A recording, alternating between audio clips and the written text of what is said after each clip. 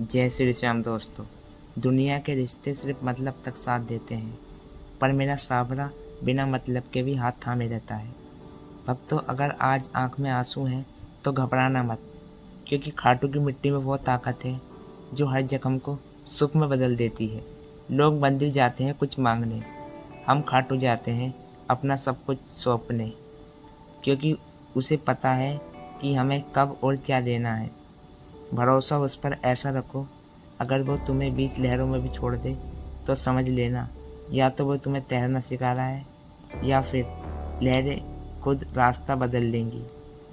तो चलिए, इस अटूट विश्वास के साथ एक बार अपनी हाजिरी लगाइए, बोलिए 3 बार धाड़ी की जय। जय श्री श्याम दोस्तों।